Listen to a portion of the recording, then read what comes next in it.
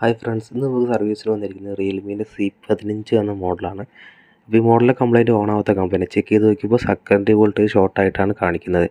നമ്മൾ mother board അയച്ചു, secondary വോൾട്ടേജിൻ്റെ line കാര്യങ്ങൾ നോക്കുന്ന സമയത്ത് ഇതിൽ ഒരു ലൈൻ പോകുന്ന ഒരു ഭാഗത്ത് വരുന്ന കപ്പാസിറ്റർ ഷോർട്ടായതുപോലെ കാണിക്കുന്നുണ്ട്.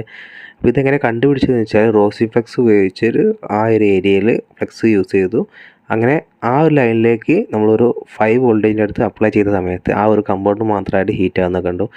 അപ്പോൾ ഈ കമ്പൗണ്ട് എങ്ങനെയാണ് നമ്മൾ ഡീറ്റെയിൽ ആയിട്ട് കണ്ടുപിടിച്ചത് നമുക്ക് നോക്കാം. മദർ ബോർഡിൻ്റെ സർക്യൂട്ട് കാര്യങ്ങൾ ട്രേസ് ചെയ്യാൻ ഉപയോഗിക്കുന്ന മെയിനായിട്ട് വരുന്ന സോഫ്റ്റ്വെയർ ആണ് ബോർണിയോ. അപ്പോൾ നമ്മൾ ആദ്യം നമ്മൾ ബോർണിയോ ലോഗിൻ ചെയ്തു. ഇതിൽ ഒട്ടുമിക്ക മോഡലിലെയും സർക്യൂട്ട് കാര്യങ്ങൾ അവൈലബിൾ ആണ്. ബോർണിയോയിൽ റിയൽമിയുടെ C35 എന്ന മോഡലിൽ കറക്റ്റായിട്ട് തന്നെ നമ്മൾ സെലക്ട് ചെയ്തു.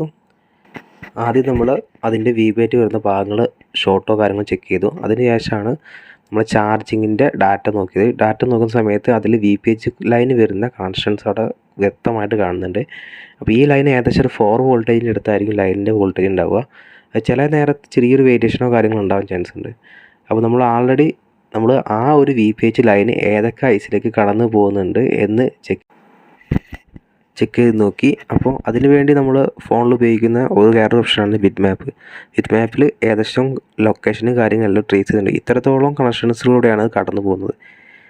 അങ്ങനെ ഇതിലേക്ക് ഞങ്ങളൊരു വോൾട്ടേജ് അപ്ലൈ ചെയ്ത് നോക്കിയ സമയത്ത് ഇതിൽ ഏകദേശം ഒരു 4 വോൾട്ടേജ് ആദ്യം അപ്ലൈ ചെയ്തു. അതിനുശേഷം ഒരു 5 വോൾട്ടേജ് അപ്ലൈ ചെയ്ത സമയത്ത് ഇതിൻ്റെ പാത്തിൽ വരുന്ന ഒരു ചെറിയൊരു കപ്പാസിറ്റർ കംപ്ലൈൻ്റ് ആയത് അല്ലെങ്കിൽ ഹീറ്റ് ആവുന്നതായി കണ്ടിട്ടുണ്ട്. അപ്പോൾ ആ കപ്പാസിറ്റർ റീപ്ലേസ് ചെയ്ത സമയത്ത് ഫോണ് കറക്റ്റായിട്ട് ഓൺ ആവുന്നുണ്ട്. ഇങ്ങനെയാണ് ഒരു മദർ ബോർഡിലെ സെക്കൻഡറി വോൾട്ടേജ് ഷോർട്ട് കാര്യങ്ങൾ കണ്ടുപിടിക്കാറുള്ളത്. എന്തായാലും ഫോണിന് മറ്റൊരു കംപ്ലൈൻറ്റോ കാര്യങ്ങളോ ഒന്നുമില്ല. ഫോൺ ഫുൾ വർക്കിംഗ് ആണ്.